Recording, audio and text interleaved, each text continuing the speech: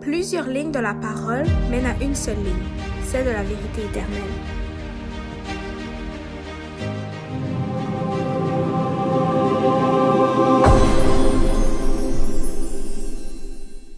Bon sabbat à tout le monde. Bonne journée en ce moment glorieux, puisqu'aujourd'hui il fait un gros soleil. Et en ce moment de sabbat où nous pouvons aussi nous rassembler, chacun de notre bord, mais pourtant nous sommes tous unis par l'entremise de l'Internet. Donc gloire à Dieu. Dieu nous donne l'opportunité de pouvoir nous réunir malgré les temps qui courent en ce moment. Et ça faisait un petit moment qu'on n'avait pas parlé de ce sujet-là. Si vous vous rappelez, on avait commencé une série d'études, on pourrait appeler ça, ou une série de prédications sur le message des trois anges. Et si vous vous rappelez, les deux autres messages que nous avions vus, c'était l'appel des anges. Et celui-ci, c'est l'appel du troisième ange. Et ce sera la première partie. Je ne sais pas encore combien de parties il y aura, puisque le message est quand même complexe et selon le temps aussi qu'on aura à avoir, on pourra voir combien de parties on aura à faire. Et on va faire un petit rappel de ce que nous avons vu dans les dernières fois depuis que nous faisons ces parties. Et si vous vous rappelez, il y a quelques mois déjà, nous avions vu dans le message d'introduction différents thèmes pour mieux comprendre le message des trois anges. On a pu voir déjà le thème ange, qui ne voulait pas seulement s'appliquer à des êtres, on pourrait dire surnaturels, des êtres parfaits, mais qui pouvaient être représentés par des messagers. Par exemple, un ange, ça pourrait être Jacob. Quand Jacob se faisait appeler le messager du Seigneur, ou Abraham se faisait appeler le messager du Seigneur, on pouvait enlever le mot messager et remplacer par ange, et ça aurait aussi bien marché, puisque les deux ont la même terminologie. Et si vous vous rappelez aussi, dans le message du premier ange, nous avions vu quel était l'évangile éternel et qui était le Dieu de ce message. Le message du premier ange est destiné particulièrement au vrai Dieu, au seul et unique Dieu et à son Fils Jésus-Christ. Et si vous vous rappelez, nous avions vraiment mis beaucoup d'emphase sur ce passage-là, sur l'évangile éternel et sur le Dieu qui a créé toutes choses et qui a permis que la terre se crée. Et dans le message du second ange, celui-là qu'on a pu aussi en parler par trois prédications, par premièrement le nouvel ordre mondial, le premier ordre mondial, et aussi faire un parallèle avec l'Église adventiste, si elle était Babylone ou non. Et plus particulièrement, le message du deuxième ange nous appelait à sortir du milieu d'elle, à sortir de Babylone. Et on avait identifié, si vous vous rappelez, que le Babylone ici, c'était pas question de la Rome papale ou la papauté ou la première bête, où il y a plusieurs interprétations, plusieurs façons de démontrer la papauté. Mais ici, il était bien question de ses filles, puisque ces filles se font compter parmi Babylone aussi. Et par ces doctrines, puisque dans le fond, on remarque que les filles de Babylone démontrent le même engouement, la même, on pourrait dire, face, que la vraie Babylone, que la papauté, que la mère des impudiques. Et aujourd'hui, ça nous amène donc au troisième message, Il ne faut pas oublier que ces messages-là, on pourrait voir qu'ils sont divisés, mais pourtant, ils forment un message, puisque les anges se suivent à la suite de l'autre. C'est des messages, qui sont en continu. C'est pas des messages qui se terminent, C'est pas une forme de prophétie où il y a un temps qui est évoqué, On voit, que le premier ange commence et même si le deuxième commence, le premier n'arrête pas. Le deuxième vient par-dessus le premier. Il vient donner de l'emphase au premier, de la puissance au premier. Et quand le troisième arrive, c'est celui-là aussi qui va donner de la puissance au deuxième. Et quand on regarde aussi au chapitre 18, où il est question du quatrième ange, on voit que ce quatrième ange, si vous vous rappelez, on avait parlé un peu du quatrième ange, il va donner de la puissance au message du deuxième ange particulièrement, puisque le deuxième ange, c'est le seul message où que l'ange ne crie pas. Et si vous vous rappelez, le quatrième ange, c'est quoi son emphase? « Sortez de Babylone, mon peuple. » Il le répète à 2 reprises. Donc, on voit que cet ange-là le crie et il le dit aussi. Le quatrième ange crie un message. Il crie le message du deuxième ange. Il vient donc donner de la puissance aux trois anges, plus particulièrement au deuxième. Mais ces choses-là, c'est ce qui provoque le grand cri.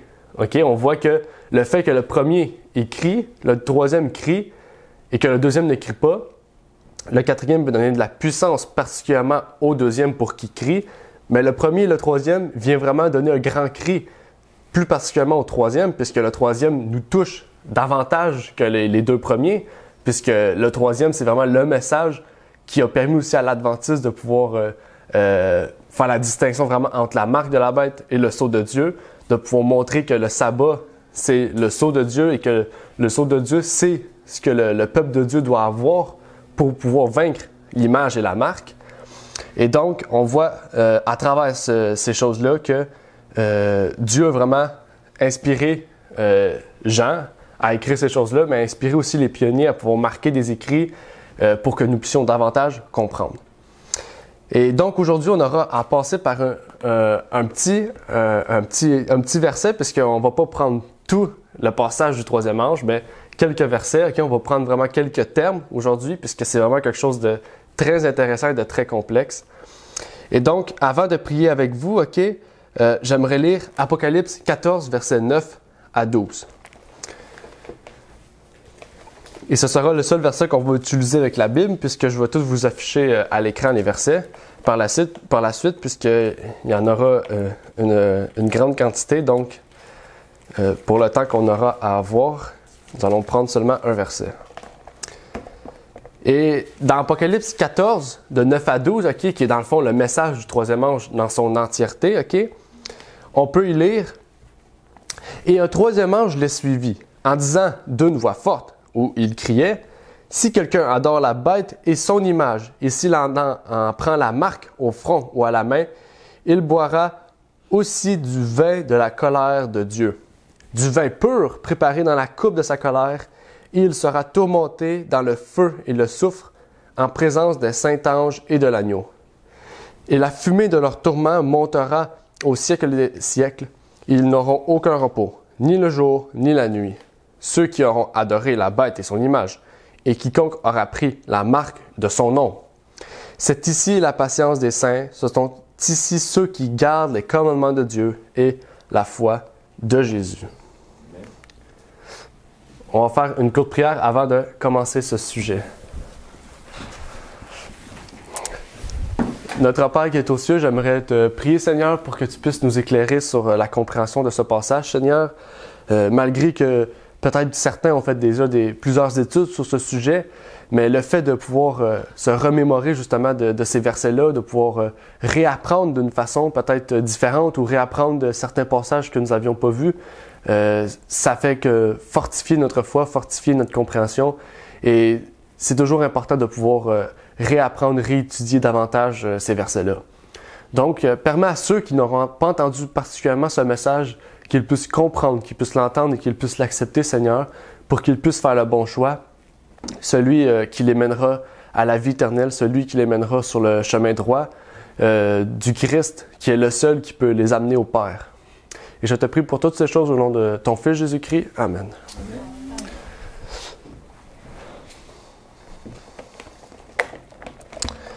Donc, comme je l'ai dit tout à l'heure, il y aura beaucoup de choses à voir dans ces quelques versets. On a pu voir qu'il contient que 4 versets, à peu près 3 ou 4 versets. Et donc, nous aurons beaucoup de contenu à voir. Et nous pourrions déjà commencer par quelque chose d'habituel, à savoir la définition des mots et leur étymologie. Et on a pu voir à travers les messages des trois anges ou l'appel des trois anges, on a pu étudier vraiment, on pourrait dire, qu'est-ce que le mot veut dire. Parce que c'est important de savoir qu'est-ce que le mot veut dire, d'où le mot vient.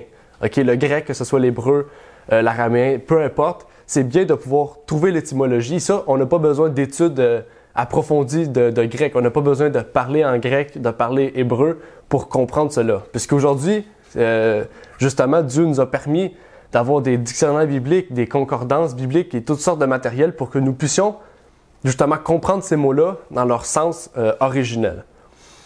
Et le premier mot qui vient dans ma tête, en voyant ce texte, OK, si on prend le verset 9, c'est si quelqu'un adore. Le terme adore. Qu'est-ce que adorer? Qu'est-ce que l'adoration? Et nous savons maintenant, grâce à l'introduction, quel était le but d'un ange avec une voix forte. On n'aura pas à réétudier ce terme-là. Si vous voulez comprendre davantage, je vous inviterai à aller écouter l'introduction au message des 3 anges. Mais ici, le mot « adore » est tout nouveau pour ce 3e appel. Et on aura donc à l'étudier ensemble. Vous pouvez voir, OK, que ici, adore en grec est proskuneo, OK, et a comme signification principale dans le Nouveau Testament de rendre hommage ou une marque d'obéissance ou même de respect. Donc, on voit ici que adore, ça peut être un hommage, on peut rendre un hommage. Ça peut être aussi une marque d'obéissance. Le fait d'adorer, c'est le fait que la personne a prescrit une adoration. Et on peut voir ça par Daniel 2, quand Nebuchadnezzar dit d'adorer sa statue.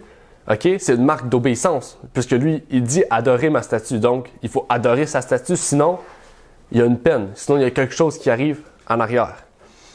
Et ça peut être aussi un signe de respect, puisque le fait qu'on adore, on respecte la personne. Et on sait aussi que quand la papauté ou quand les autres, n'importe qui, peut mettre une loi, si on la respecte pas, c'est parce qu'on respecte pas cette personne-là, OK? Mais il faut pas oublier que le fait qu'on respecte pas cette personne-là, c'est pas, on va pas à l'entrave de la parole. Parce que si Dieu dit que respecter cette personne-là, c'est entraver sa parole, il vaut mieux respecter Dieu que les hommes. Et ça, c'est Jésus qui le dit dans ses évangiles. Donc, ici, l'adoration ou adorer, ou adore selon, la version de Bible que vous utilisez, ne veut pas dire qu'il fait des sacrifices ou se prosterner. Ça ne veut pas seulement dire ça. Ça peut être un sens spirituel aussi. Quelqu'un peut dire « faites ça ». Si quelqu'un dit « faites ça », si quelqu'un dit « adorer cette chose », ça ne veut pas dire automatiquement qu'il faut se sacrifier, un sacrifice où il faut se prosterner. Ça peut être, on a vu que ça peut être une autre chose, ça peut être vraiment spirituel. Rendre un hommage, ça peut être une adoration. Rendre un respect, ça peut être une adoration. Donc, on voit vraiment que c'est vraiment quelque chose de plus large, l'adoration. Et de plus, on remarque ici qu'il y a un « et ». Il faudra voir, au verset 9, qu'il est dit, on adore, si quelqu'un adore la bête et son image. Il y a 2 choses distinctes, La bête et son image. Ce qui veut dire, premièrement, que cela est 2 choses et qu'il y a donc l'adoration de la bête et de son image. Il y a 2 adorations, Dans le sens ici, on a vu le terme adoration, que dans le fond, on rend hommage à la bête et à son image, On aura à voir, à travers ces études, à travers ces parties aussi, qu'est-ce que la bête, qu'est-ce que son image, qu'est-ce que la marque, qu'est-ce que son ombre. On aura à tout voir ces choses-là, puisque le verset en parle. Donc, il faut étudier ces choses-là. Et surtout, bien que cela soit distinct en termes d'adoration, ce qui veut dire qu'il y aura donc 2 événements, 2 respects ou 2 hommages qu'il y aura à faire, il y a un seul pouvoir ou personne derrière ces 2 adorations-là. Il faut se rappeler ici, au verset 9, ça dit « Si quelqu'un adore la bête et son » c'est le terme utilisé pour parler de la bête. Donc, la bête, elle a une marque, la bête elle a un pouvoir distinct à son image. Les 2, ça touche le même pouvoir, mais c'est 2 choses distinctes. Donc, c'est vraiment ce qu'on peut voir ici dans le verset 9 qui est intéressant à bien comprendre et à bien saisir. Et après avoir vu ce qu'est l'adoration, ici, et aussi voir le terme « et » et le terme « son », il faudra voir qui est cette bête. C'est bien beau comprendre les termes, mais ça ne nous amènera pas à comprendre qui est la bête. Ça nous amènera à comprendre comment les termes sont utilisés dans l'Apocalypse. Mais maintenant, il faut comprendre qu'est-ce qu'une bête. Qu'est-ce qu'une bête? Qui est la bête? Et dans la Bible, ce qui est intéressant, c'est que la Bible se répond par elle-même. Et ça, c'est vraiment quelque chose de phénoménal, puisque ici, il n'y a aucune place à une interprétation humaine. Puisqu'on sait qu'une interprétation humaine ne peut pas s'expliquer par la Bible. Donc, il faut s'expliquer la Bible par la Bible. Et je vous inviterai dans Daniel 7, verset 17, et je lis moi dans la version Osterval, les termes peuvent changer selon la version. Et dans Daniel 7, verset 17, on remarque qu'une bête est un roi, un pouvoir, une puissance, d'après ce qui est écrit. Il est dit, ces 4 grands animaux, ce sont 4 rois qui s'élèvent au rond de la terre. Donc on voit que c'est écrit animaux, ça peut être remplacé par une bête selon les versions, mais on voit que bête ou animaux, égale roi. Une bête ou un animal est égal à un roi.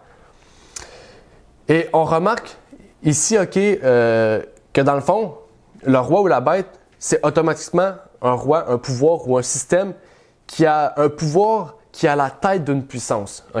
C'est pas quelque chose de petit, c'est pas un petit roi d'un village. Non, c'est quelque chose qui a une puissance. On pourrait dire quasiment un territoire, c'est une grande puissance. Et ce qui est intéressant, c'est que c'est pas Apocalypse 14 qui va pouvoir nous dire qui est la bête, mais c'est Apocalypse 13. Donc, je vous inviterai à lire Apocalypse 13, 1 et 2, qui dit « Et je vis monter de la mer une bête qui avait 7 têtes et 10 cornes, et sur ses cornes 10 diadèmes, et sur ses têtes un nom de blasphème. Et la bête que je vis ressemblait à un léopard. Ses pieds étaient comme ceux d'un ours, et sa gueule comme la gueule d'un lion. Et le dragon lui donna sa force et son trône et un grand pouvoir. » Ici, c'est le verset 1 et 2. Si vous remarquez bien le chapitre 14, il ne donne aucun détail sur l'identité de la bête, ou même de description pour que nous puissions l'identifier. C'est pour cela que nous devons retourner plus tôt dans l'Apocalypse pour voir ce qu'est les bêtes d'avant, ce que les bêtes représentent, et aussi son pouvoir. Et il faudra voir par la suite si on peut l'associer avec Apocalypse 14. Parce que oui, c'est beau aussi de comprendre une bête, mais est-ce que la bête, c'est le même qui est identifié dans Apocalypse 14? Et c'est ça qu'il faudra identifier aussi en même temps. Il faut voir aussi que l'Apocalypse, c'est divisé en parties. On peut voir que c'est des séries qui sont ensemble. On pourrait prendre par exemple les chapitres des sceaux. Le chapitre des sceaux, c'est le chapitre 5, 6, 7. On voit que le 5 une partie commence avec les sceaux, le 6 continue avec les sceaux, mais le 6e sceau ne se termine pas seulement au chapitre 6, il continue au chapitre 7 pour se terminer au début du chapitre 8. Donc on voit vraiment que du chapitre 5, du verset où les sceaux commencent, jusqu'à la partie où le sceau se termine, donc le 7e sceau au chapitre 7, c'est une partie d'Apocalypse. Donc ici, on pourrait voir la même chose. La vision commence au chapitre 12, mais se termine à quelle place? Et c'est là qu'il faudra voir où se termine cette vision-là. Où est-ce que se termine le début, où est-ce qu'on parle du dragon, de la première bête, de la seconde bête, pour arriver justement à reparler davantage de la bête.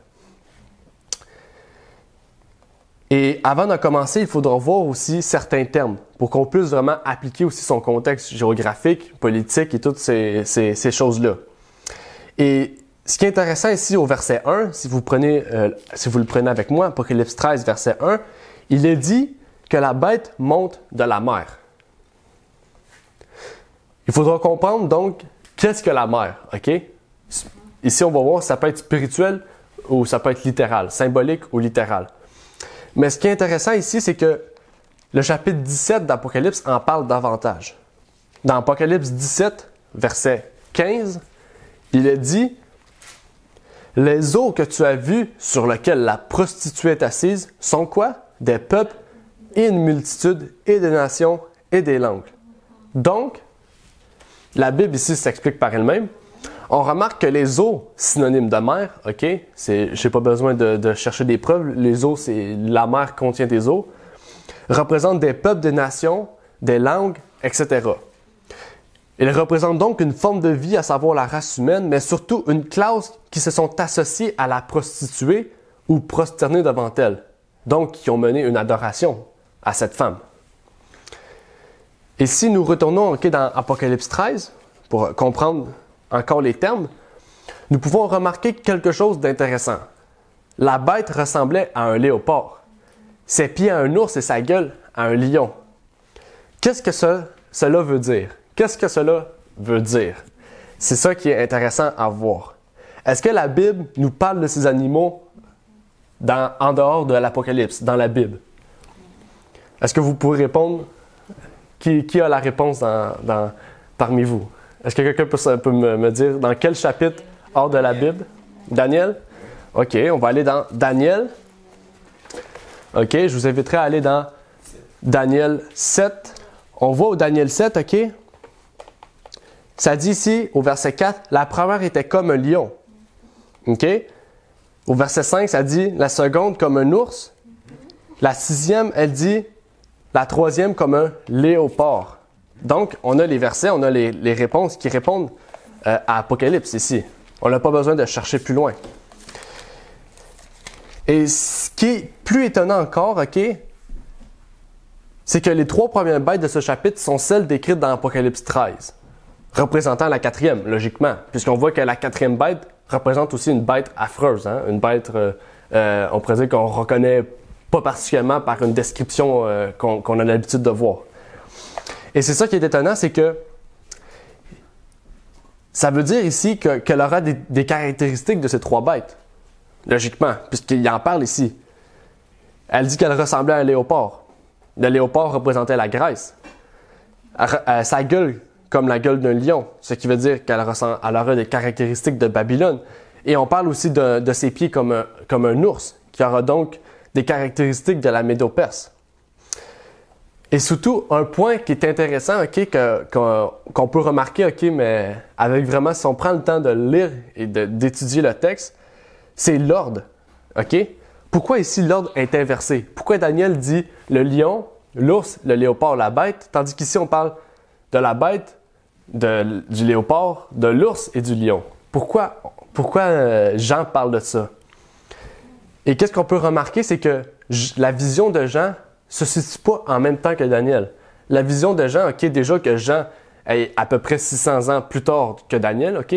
Faut pas oublier aussi qu'entre le dernier prophète de l'Ancien Testament et le Nouveau Testament, il y a plus de 500 ans d'écart, puisqu'il y a plus de prophètes.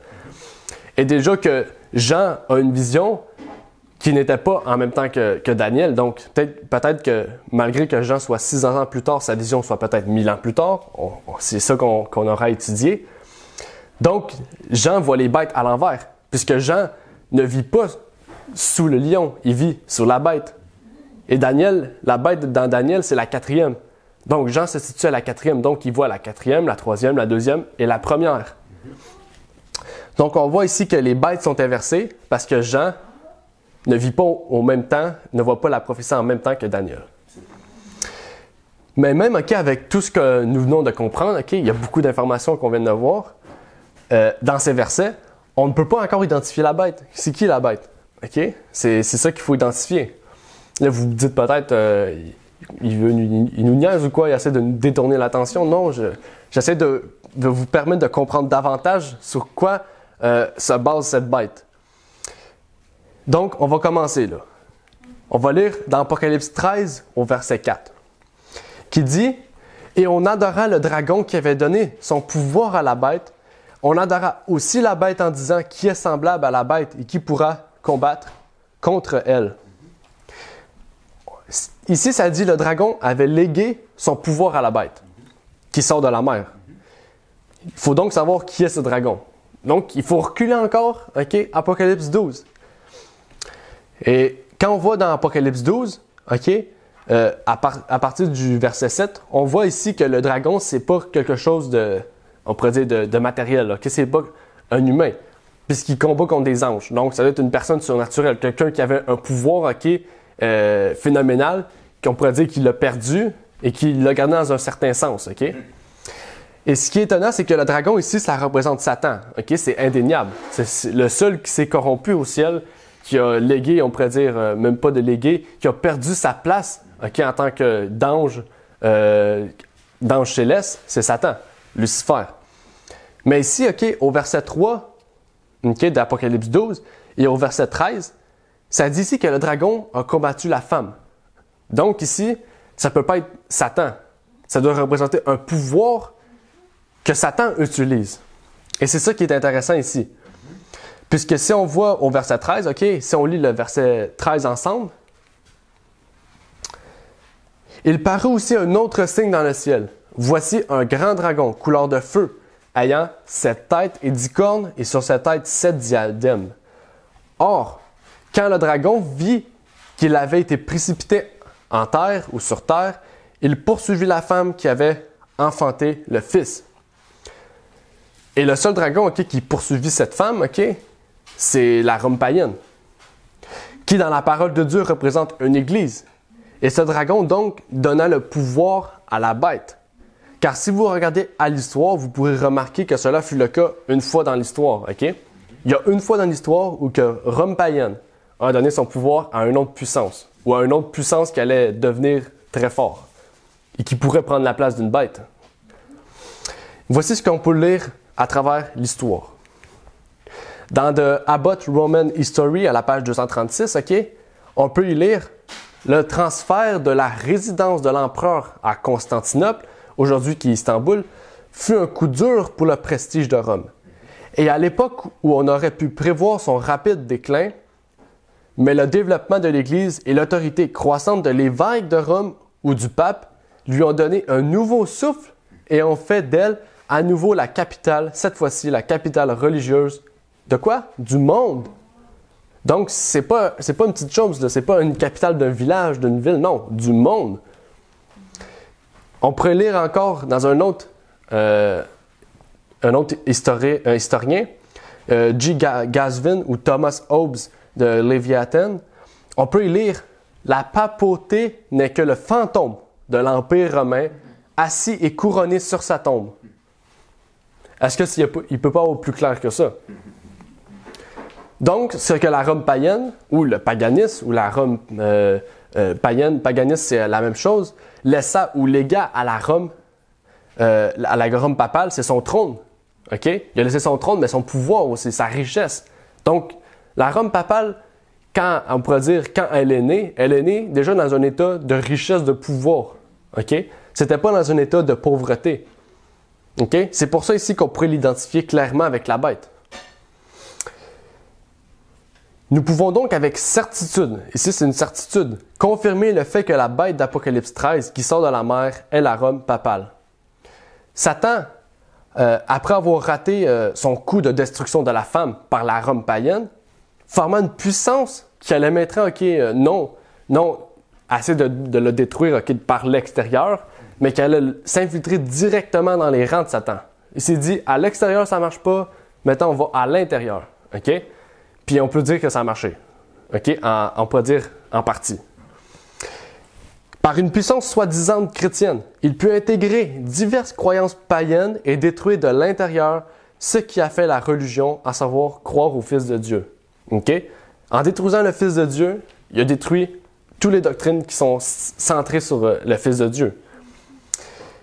Et avant de continuer, j'aimerais que nous puissions faire un parallèle avec la petite corne de Daniel 7. Parce qu'ici, oui, c'est beau, on a identifié la bête comme étant la Rome papale, avec quelques preuves, puisque on voit ici que le sermon n'est pas centré sur le chapitre 13, c'est le chapitre 14, mais si on l'identifie avec la petite corne de Daniel 7, on pourra comprendre davantage qu'est-ce que réellement la Rome papale a à faire ici dans le chapitre 13. Et ici, aujourd'hui, c'est peut-être moins courant, mais beaucoup de chrétiens reconnaissent la corne comme étant la papauté. Que ce soit protestant ou adventiste, on reconnaît la corne comme étant la papauté. Et plus le temps avance, moins qu'on la reconnaît, mais plus qu'on recule, plus qu'ils la reconnaissent. Lisez Martin Luther, ces écrits-là, ils reconnaissent la papauté comme la Rome papale. Mais aujourd'hui, on sait qu'ils la reconnaissent comme Antiochus, ces personnes-là qui n'étaient pas chrétiens, mais qui détruisaient le christianisme, mais ça n'a aucun rapport. Et j'aimerais prendre un exemple de l'Église de Dieu, peut-être que vous la connaissez, l'Église de Dieu du 7e jour, qui dit « La preuve de ces persécutions est évidente quand on sait ce qui s'est passé au fil des siècles. Des centaines et des milliers de personnes en Europe ayant perdu leur vie lors d'inquisitions dirigées par le système judiciaire catholique romain, elles ont été mises à mort, accusées d'hérésie pour avoir refusé de se soumettre à l'autorité et aux doctrines de l'Église catholique romaine et du pape. » Et ça, vous pouvez retrouver ça sur leur site, dans la partie 4 animaux de Daniel et la petite corne. Et si nous, on fait dans le fond cette étude, puisqu'eux, ils l'ont écrit en résumé, si nous, on fait vraiment une étude pour vraiment voir ces versets-là, là, on va prendre beaucoup de versets, je veux qu'on les lise parce que si on les lit, si on prend vraiment ces versets-là, ok, chacun ensemble, chacun vraiment un par un, vous pourrez vraiment voir qu'il y a un lien à faire ici. Je vous inviterai donc à prendre Daniel 7, verset 25. Et n'oubliez pas de garder Apocalypse 13, puisqu'on en aura de besoin. Il prononcera des paroles contre le souverain. Il opprimera les saints du souverain, et en pensera à changer les temps et la loi, et les saints seront livrés en sa main pendant un temps, des temps et la moitié d'un temps. Et dans Apocalypse 13, verset 6, il est dit, « Et elle ouvrit la bouche pour blasphémer contre Dieu. » OK? Le souverain, c'est Dieu. « Pour blasphémer contre son nom et son tabernacle, et contre ceux qui habitent dans le ciel. » Donc ici, la bête, OK, la petite corne, ils ont quoi? Un pouvoir blasphématoire. OK, ils blasphèment contre Dieu. Dans Daniel 7, verset 21, il est dit, « Je regardais comment cette corne faisait la guerre aux saints et prévalait sur eux. » Et dans Apocalypse 13, verset 7, il lui fut aussi donné de faire la guerre aux saints et de les vaincre. Il lui fut donné puissance sur toute tribu, langue et nation. Déjà, on voit la première partie du verset exprime Daniel 7, verset 21. Donc ici, les deux font la guerre aux saints. Le troisième point, c'est qu'elle a une bouche qui proférait de grandes choses. Et dans Daniel 7, verset 8 et verset 20, je vais lire le verset 20, il est dit « Et touchant les 10 cornes qui étaient sur sa tête, et touchant l'autre corne qui était sortie, et devant laquelle 3 étaient tombés, cette corne qui avait des yeux et une bouche qui proférait de grandes choses et qui avait une plus grande apparence que les autres. » Et dans Apocalypse 13, verset 5, « Et on lui donna une bouche qui disait de grandes choses et de blasphèmes. » OK? C'est la même chose. C'est la même chose. OK? Fait que la petite corne, OK, et la bête, ici, la première bête de l'Apocalypse 13, c'est le même pouvoir. OK? On ne peut pas dire le contraire. Donc, ceux qui identifient, OK, ceux qui étudient Daniel et qui ont affirmé, OK, toutes les religions, je parle de n'importe quelle religion protestante, dénomination protestante, OK, qui affirment que la petite corne, c'est la papauté et qui disent qu'Apocalypse 13 ne peut pas être la papauté, il y a un problème parce que la petite corne et Apocalypse 13, ils disent les mêmes caractéristiques, c'est la même chose, c'est les mêmes mots, je suis sûr que c'est la même étymologie, c'est la même chose, OK? Et on va continuer puisqu'il y en a encore plusieurs. Les deux sont nés à la cessation du dragon. Les deux sont nés à la cessation de la Rome païenne. Daniel 7, verset 7. Daniel 7, verset 7 dit « Après cela, je regardais dans mes visions de la nuit, et voici une quatrième bête, terrible, épouvantable et extraordinairement forte. Elle avait de grandes dents de fer, elle mangeait, elle brisait et foulait aux pieds ce qui restait. Elle était différente de toutes les bêtes qui l'avaient précédée. Elle avait 10 cornes. » Et au chapitre 8, ça continue en disant que la petite corne sortit de la bête. Donc, elle sort de ce pouvoir-là. Dans Apocalypse 13, verset 2, ça dit « Et la bête que je vis ressemblait à un léopard. » OK? Etc., etc. Et ça dit « Et le dragon lui donna sa force, son trône et un grand pouvoir. » Oh, c'est clair. Et même pour aller plus loin, les deux se situent à la même époque. Comme par hasard. Deux puissances qui attaquent, qui font les mêmes choses au peuple de Dieu, mais qui ne seraient pas le même pouvoir. Un peu bizarre. Daniel 7, verset 25 dit, OK, la partie B, la dernière partie, pendant un temps, d'un temps et la moitié d'un temps. OK? Apocalypse 13, verset 2. Désolé, je me suis trompé de verset. C'est pas 13, verset 2, c'est verset 5. Et il leur donnait le pouvoir de faire la guerre pendant 42 mois. Et on peut voir que 3 temps et demi, OK, 42 mois, c'est le même temps. OK? Donc, ici, ils se situent en même temps. Et même pour dernier, les deux pouvoirs, OK, à la fin des 1260 années, vont être en captivité, comme par hasard. Deux pouvoirs différents qui seraient en captivité en même temps. OK? Daniel 7, verset 26 dit Puis viendra le jugement et on lui ôtera sa domination pour la détruire et la faire périr jusqu'à la fin. Apocalypse 13, verset 10. Si quelqu'un mène en captivité, il ira en captivité. Si quelqu'un tue avec l'épée, il faut qu'il soit tué lui-même par l'épée. C'est ici la patience et la foi des saints. Donc, désolé, mais il n'y a pas plus clair que ça, que le pouvoir de la corne, la puissance de la corne et de la première bête qui sort de la mer sont le même pouvoir, la même puissance, la même domination. Les deux sont la Rome papale, la papauté. Il faut faire une différence entre papauté et pape. C'est pas le pape, c'est la papauté. Parce que le pape meurt un jour, s'il meurt, la bête, c'est plus personne, ça marche plus. Il faut aussi remarquer que la papauté put avoir toute cette puissance car elle avait déjà un point de force par le siège direct de la Rome antique. Elle avait de plus un pouvoir politique, religieux, mais aussi un contrôle sur l'esprit des gens, la conscience du peuple et des grands de ce monde. C'était pas seulement sur les pauvres, il contrôlait les rois aussi. Ici, on continue au verset 3 du chapitre 13 de l'Apocalypse. Il est dit, on va le lire, on va l'étudier pour de vrai ici. Il est dit, et je vis l'une de ces têtes comme blessée à mort, mais cette plaie mortelle fut guérie et toute la terre étant dans l'admiration suivit la bête. Ici, c'est intéressant. Ça dit que oui, elle va être détruite, dans le sens elle va être affaiblie, mais son affaiblissement va guérir, dans un sens qu'elle va retrouver la puissance, la domination qu'elle avait pendant les 1260 années. Fait qu'on voit que cette tête blessée à mort ne devait pas être détruite. C'est affaibli. Mais justement, il faut voir que en enlevant son pouvoir et sa puissance de gouvernement mondial, justement, elle reste en une puissance, mais plus une puissance mondiale. Et c'est ça vraiment qu'on voit que les 4 bêtes de Daniel, et qu'est-ce qu'on voit dans Apocalypse 13, c'est vraiment des puissances mondiales qui avaient une dominance sur vraiment toutes les nations. Et la seule facette qui permettait cela était son pouvoir politique. C'est son pouvoir vraiment politique qui faisait d'elle une puissance mondiale. Et ça s'est donc passé en 1798, quand le général Berthier emmena le pape Pie VI en prison en France où il mourut. À ce moment-là, ils ont perdu leur pouvoir politique. Et dans le fond, ils ont mis un terme à la soumission des consciences humaines, mais pas à son côté religieux. La papauté a continué à avoir des papes par la suite, mais elle n'avait plus sa puissance qu'elle avait auparavant. Et ce qui est étonnant, c'est qu'il faut remarquer aussi que le verset 3 dit que la blessure mortelle fut guérie. Il y aura donc le retour de la papauté dans la scène finale de cette planète.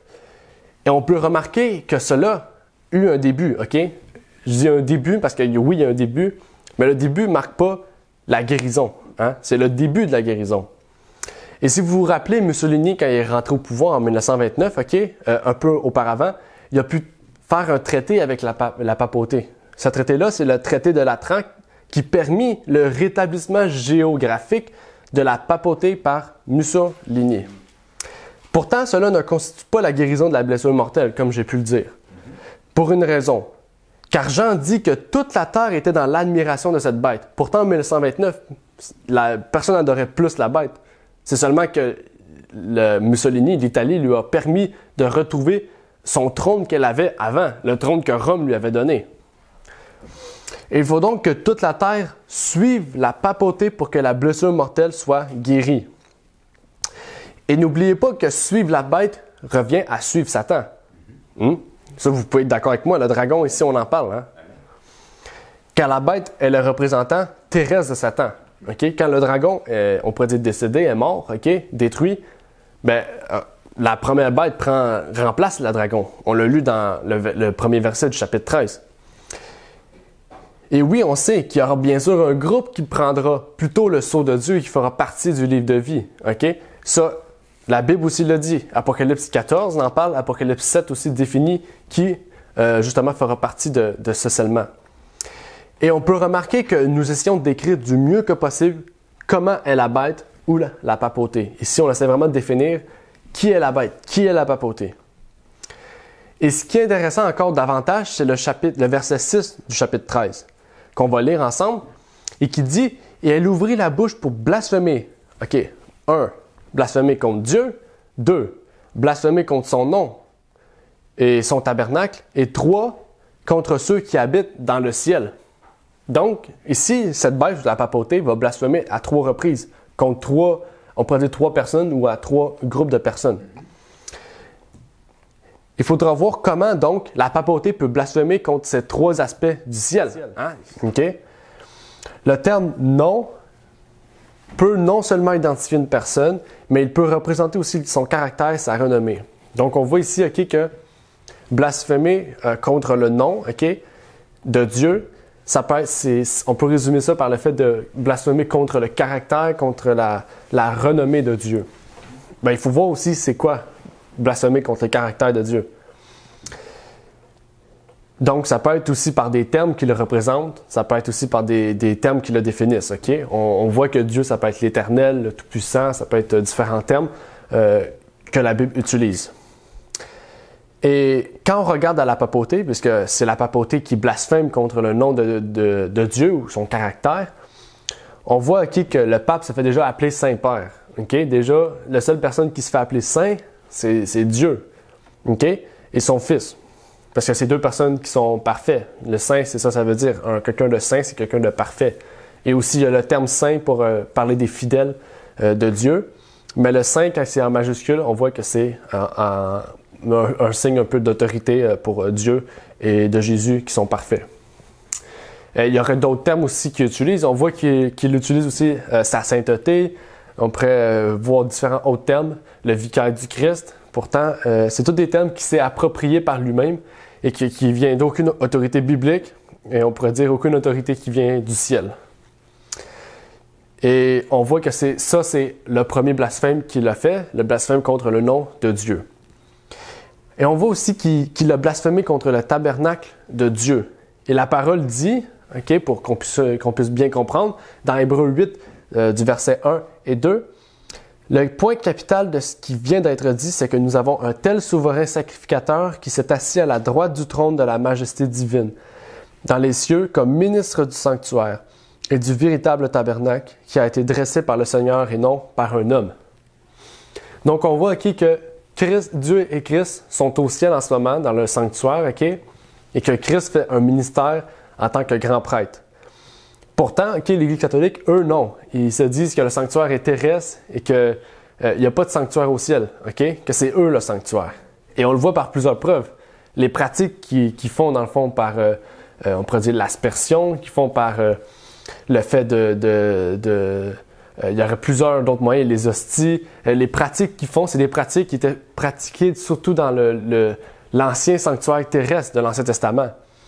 Pourtant, les évêques, les prêtres, les archevêques, les cardinaux, ils n'ont aucun pouvoir de pardonner les péchés. Pourtant, l'Église catholique leur donne le pouvoir d'effacer les péchés et même d'avoir la même autorité que Christ en ce moment au ciel.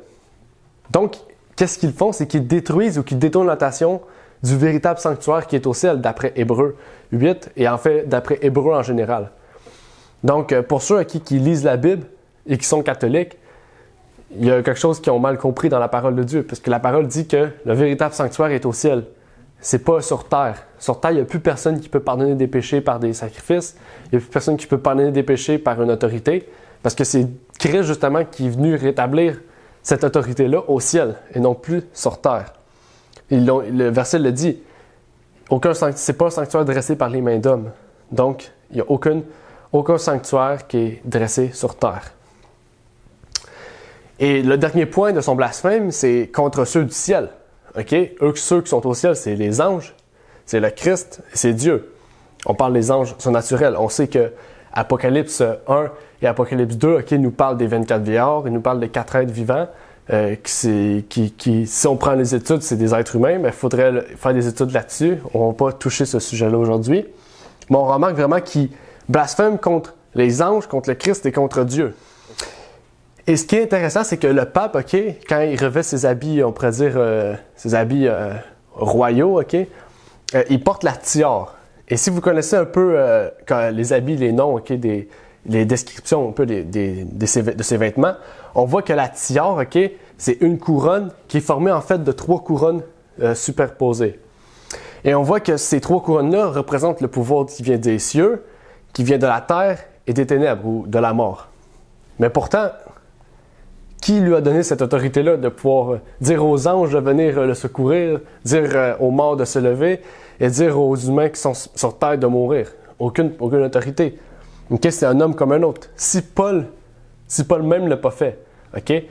Et peut-être qu'il aurait pu le faire, okay? Avec l'autorité de Jésus, c'est pas son autorité. Peut-être qu'il aurait pu ressusciter quelqu'un, on ne sait pas, mais on voit que Jésus l'a fait. Jésus est venu sur terre en tant qu'homme, et si Jésus l'a fait en tant qu'homme, c'était même pas par son autorité, c'est par le Saint-Esprit qu'il a pu faire ces choses-là, ok? Puisqu'il est venu en tant qu'homme. Mais Philippiens répond à la question. Afin qu'au nom de Jésus, tout ce qui est dans les cieux et sur la terre et sous la terre fléchisse le genou. Donc, la seule personne okay, qui a le pouvoir dans les cieux, sur la terre et sous la terre, c'est Jésus. Et que c'est seulement par le nom de Jésus qu'on peut fléchir les genoux de ces 3, on pourrait dire, états de physique. Fait que, qu'est-ce qu'on voit, c'est que ça fait du pape ou de la papauté un blasphémateur contre son nom, contre son tabernacle et contre les gens qui vivent au ciel. Et maintenant, OK, qu'on a pu comprendre qui était la première bête du chapitre 13, on voit au chapitre 13 plus loin qu'il y a la deuxième bête. Et c'est un point important aussi qu'il faut comprendre, puisque cette bête-là est reliée directement au chapitre 14. Et peut-être que vous ne le voyez pas en ce moment, puisque je n'ai pas assez expliqué, mais si vous avez fait un peu d'études, vous pouvez voir déjà un lien. Mais de toute façon, plus qu'on va avancer dans cette étude, plus vous allez voir le lien étroit qu'il y a entre les 2 bêtes d'Apocalypse 13 et le chapitre 14. Et maintenant, je vous encouragerai d'aller dans Apocalypse 13 du verset 11 pour comprendre ce qui est dit. Apocalypse 13, verset 11 nous dit « Puis je vis une autre bête monter de la terre qui avait 2 cornes semblables à celles d'un agneau, et elle parlait comme un dragon. » On a vu tantôt, OK, si on fait un petit résumé, on a vu tantôt que la mer représente des nations, une multitude, des peuples, des langues, etc. Donc, par la logique, on déduit que la Terre, c'est l'inverse. C'est une place où on pourrait dire qu'il y a peu de peuples ou peu de gens ou peu de nations. Et on voit que Dieu ici nous a interpellés par le fait qu'il a inversé un peu qu'est-ce qu'on a l'habitude de voir, de percevoir. Nous, on a l'habitude de voir des gens qui vivent sur la terre et personne qui vit sur la mer. Mais Dieu a décidé d'inverser. Et de plus, on voit aussi que Dieu veut nous permettre de comprendre facilement ce texte-là puisqu'il utilise des termes naturels, on pourrait dire. On voit que dans les évangiles, Jésus utilise les paraboles en parlant de la nature, souvent des oiseaux, ça peu importe ça, pour que nous puissions comprendre facilement qu'est-ce qu'il veut dire. Okay? Mais on voit ici Dieu a fait la même chose, où on dit Dieu, mais dans le fond, c'est la révélation de Jésus-Christ dans Apocalypse 1, verset 1, qui dit « Révélation de Jésus-Christ par son ange Gabriel à Jean ». Donc, Jésus nous a révélé, OK, que ici, la mer représente une nation, la terre représente, OK, l'inverse, c'est-à-dire un habitant, une habitation où il y a peu de gens. Et si on prend la logique, dû au fait que cette deuxième bête arrive après la première bête, donc elle doit s'agir entre les 1260 années, elle doit se former dans ces années-là, et après, on voit OK, que la seule puissance qui peut être liée avec ça, c'est les États-Unis d'Amérique. Et au verset 11 que nous avons lu, on remarque aussi qu'elle a 2 cornes. Okay? Et si vous vous rappelez, des cornes, OK, ça représente souvent la puissance qui régit de cette bête. Okay? On prend par exemple le dragon, il avait 7 têtes et 10 cornes. Ces têtes, OK, faisaient partie de Rome, OK? Ou faisaient partie de la même puissance du dragon, puisque le dragon, c'est Satan, c'était des personnes qui régissaient de Satan. On voit que les cornes aussi, ça représente des puissances qui régissent de ces têtes. Donc, c'est des puissances qui étaient reliées aux têtes. Okay? Donc ici, c'est la même chose. Les cornes sont reliées à la bête. C'est-à-dire que les cornes, c'est la fondation de cette bête. C'est qu'est-ce qui construit la nation. Puis, plus qu'elle a 2 cornes, c'est 2 puissances. Dans le fond, on pourrait dire que c'est deux choses qui font en sorte que la nation, on la connaît telle qu'elle est aujourd'hui. Et il faut voir okay, que les États-Unis, c'est un pays de liberté. Donc, comment la nation se construit? Comment se constituent les États-Unis sur la base de la liberté? Et premièrement, si on parle de religion, on voit que les États-Unis, c'est une religion protestante, OK? Et que ce protestantisme-là, OK, est basé justement sur la liberté, OK? Le fait que le protestantisme s'est établi aux États-Unis, ou plutôt le fait que les États-Unis s'étaient établis en Occident, ils ont pu mettre, OK, en place un système de liberté où on peut adorer Dieu en toute liberté ou non. Mais il faut savoir aussi que le jugement se fait, OK, pour tout le monde. En ce moment, je ne dis pas que les protestantistes, qu'est-ce qu'ils ont fait, c'est bien ou c'est mal, mais on voit que Dieu les a dirigés à les amener dans ce peuple-là pour justement que le véritable peuple de Dieu puisse pratiquer leur religion en toute liberté. Et en deuxième lieu, on voit, OK, par sa liberté d'expression, qu'il y a le républicanisme aux États-Unis, qui est en fait un système qui met en place une liberté où que tout le monde peut pratiquer un peu, non seulement sa liberté on pourrait dire spirituelle, mais aussi sa liberté de citoyen. Dans le fond, les gens étaient plus libres de faire un peu ce qu'ils voulaient, dans le sens qu'il n'y avait pas des lois qui les entravaient dans leur liberté d'expression. Que les gens pouvaient dire ce qu'ils voulaient. Et dans la base, on pourrait dire que c'est un peu le vrai système de la démocratie, OK, où le peuple décide justement de ce qui dirige, et le peuple décide en fait de comment le pays va être. Et de plus, on remarque que cette seconde bête, OK, dans Apocalypse 13, était semblable à un agneau, mais qu'elle parlait comme un dragon. Et qu'est-ce qui est intéressant, c'est que dans les prophéties, OK, un animal représente aussi le comportement d'une puissance. On peut prendre l'exemple du lion de Juda, qui représentait Christ, OK, le lion parce qu'il était combattant, OK, qui était farouche, mais Jésus représentait aussi l'agneau, qui était doux, qui était venu justement pour sacrifier sa vie sans s'opposer justement aux personnes qui étaient là. Jésus s'est donné sans vraiment s'opposer aux personnes, OK, parce que c'était la volonté du Père aussi, mais on voit vraiment que la signification de l'Ancien Testament ou du sanctuaire était vraiment ce que symbolisait le Christ. Et de plus, on voit que les 4 animaux, OK, dans Daniel, c'est tous des animaux qui étaient féroces. Le lion, le léopard, l'ours. Et ces animaux-là, OK, envahissaient un territoire ou prenaient un territoire par la puissance, par la violence. C'était des animaux guerriers qui combattaient. Tandis qu'ici, on voit que les États-Unis, OK, c'est un agneau. Donc, c'est une puissance qui va prendre de l'ampleur, mais par sa gentillesse, par le fait qu'il soit accueillant, le fait qu'il soit gentil, le fait qu'il prône une liberté. OK? Et ça, peut-être qu'on peut le voir, OK, que c'était au début des États-Unis, mais tout le long de leur existence, c'était le même. Mais on voit que tout le long de leur existence, ils montrent leur vraie face. OK? Parce qu'ils ont une double face. Ils montrent leur vraie face de dragon. Puis un dragon, on voit que c'est violent. Donc, on voit que plus que le temps va avancer, plus que les États-Unis vont montrer leur côté de violence, leur vrai visage de destruction. Et le dragon, c'est quelqu'un de méchant, de direct, de persécuteur. Et comme on a pu voir, plus qu'elle va avancer, plus qu'elle va montrer ce côté-là d'elle. Et dans Apocalypse 13, verset 12, OK, si on continue la description de cette bête, il est dit « Elle exerçait toute la puissance de la première bête en sa présence. Et elle faisait que la terre et ses habitants adoraient la première bête, dont la plaie mortelle avait été guérie. » Donc, il y a 2 choses à remarquer. On voit, OK, que les États-Unis d'Amérique vont donner puissance à la papauté, mais on remarque aussi que la papauté va retrouver sa puissance d'antan.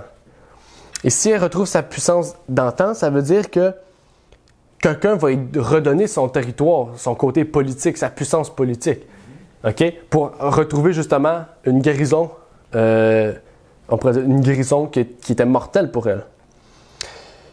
Et comment elle va faire pour faire cela? Comment la seconde bête va lui permettre de retrouver un peu sa guérison?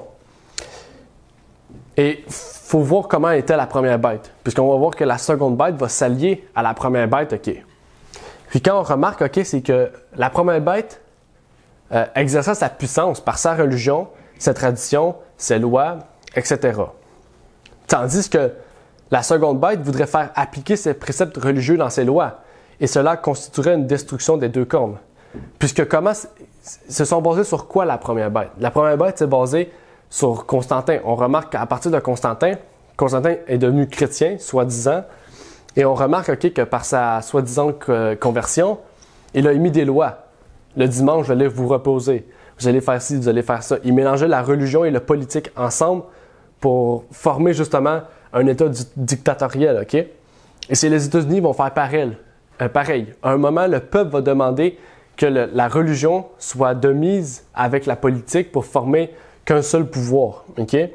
Et à ce moment-là, on va voir que justement, ils vont exercer le même pouvoir que la bête. Parce que toute personne qui va se confronter à ces lois va être considérée comme des hors-la-loi, vont être considérées comme des personnes qui vont en l'encontre de la loi.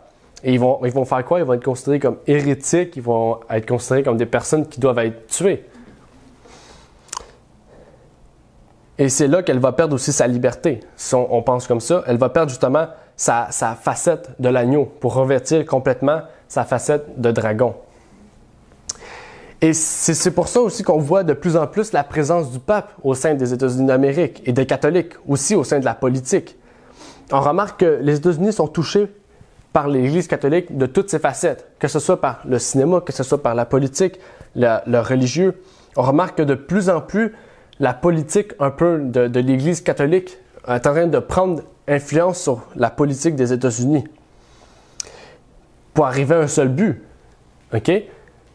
Le but justement de faire en sorte que les États-Unis puissent prendre des choix, prendre des décisions qui puissent aller en faveur de l'Église catholique. Et de plus, si vous vous rappelez, on voit que la papauté va retrouver sa guérison mortelle, mais plus le temps avance, plus qu'elle va retrouver sa guérison. Et pour avoir une guérison mortelle, complète, il faut que tout le monde entier, il faut que les peuples, les nations et les langues la suivent. Tant que ça ne sera pas fait, il n'y aura pas de guérison mortelle. Mais on voit que les événements qui arrivent, que la guérison est commencée. Mais pour qu'elle soit complète, il faut que tout le monde la suive. Et justement, on ne verra pas tout aujourd'hui, puisqu'il y aura encore beaucoup de choses à voir, et que le temps avance, et que justement, ça va commencer à être un peu long. Mais on a pu voir, justement, la première bête et la deuxième bête. Et de pouvoir aussi avoir les références pour les appliquer au message du troisième ange. Et c'est pour ça qu'il y aura une autre partie, justement, pour qu'on puisse voir quelle est l'image, quelle est la marque, et qu'on puisse voir aussi le travail de la deuxième bête et la première bête, justement, dans le message du troisième ange, dans l'appel du troisième ange. Et justement, en tant que peuple de Dieu, notre appel, c'est de quoi? De fuir l'image et la marque pour accepter le sceau de Dieu. Et c'est pas à moi de vous pousser à ça, c'est au Saint-Esprit de vous pousser à accepter cet appel-là, l'appel du troisième ange, pour que vous puissiez prendre la décision que Dieu veut que vous preniez. Et avant de conclure, j'aimerais vous donner un peu plus d'eau à la bouche pour que justement vous puissiez chercher par vous-même, si vous voulez, à comprendre ces choses-là, mais aussi parce que c'est un sujet intéressant et que je trouve vraiment important à comprendre, et que Sœur White aussi prend la peine de démontrer en profondeur. Elle dit, de l'image de la bête dans Tragédie des siècles, mais qu'est-ce que l'image de la bête? Et comment se formera-t-elle? Notons qu'il s'agit d'une image de la première bête érigée par la bête à deux cornes. Et elle a posé une bonne question aussi. Mais qu'est-ce que l'image de la bête et comment se formera-t-elle? C'est les deux questions qu'on aura à se poser la prochaine fois. Elle continue en disant, pour savoir ce que sera cette image et comment elle se formera, il faut étudier les caractéristiques de la bête elle-même, c'est-à-dire celles de la papauté. Et ça, on a fait ce travail-là, mais la prochaine fois, on aura justement à concrétiser ces choses-là pour l'appliquer justement au message des trois anges au début de ce message.